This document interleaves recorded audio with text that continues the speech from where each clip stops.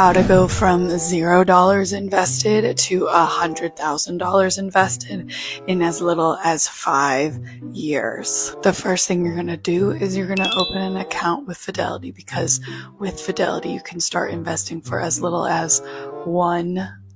This isn't sponsored by Fidelity, but at Fidelity, if you want to sponsor me, hit me up, bro. You're going to have to choose which type of account you want. So first option is a brokerage account. You don't save any money on taxes really, but you can access your money at any time. Or if you want to save money on taxes, I would recommend going with a retirement account. You could do either a traditional IRA or a Roth IRA. Personally, I like that tax-free growth, so I would go with a Roth IRA. Next thing that they're going to do is ask you a bunch of really basic questions that should take you like 5 minutes to answer those questions, and then you're going to connect your bank account and we're going to buy some investment. Sorry, I got excited because this is my favorite part. So many people don't realize they have to buy investments in order to make their money grow, so make sure you don't forget that part. Now, if you're like, Chloe, I don't know what investments to pick and I don't know how to do that, that's okay, I got you, baby. Here's a couple of different options for you, and I'm gonna explain, okay? Both VOO and FXAIX are basically the same thing.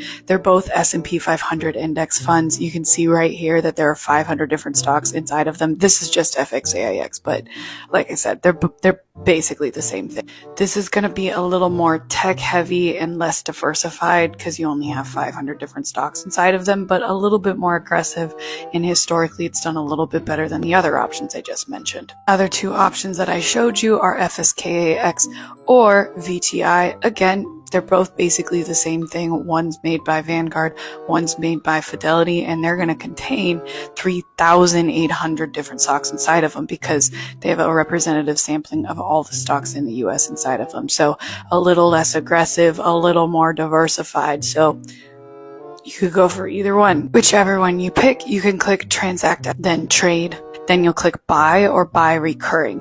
Buy is if you want to buy it one time. Buy recurring is if you want to set up like a scheduled investment, which is what I recommend. So we can start treating your investments like a bill. That's the hack.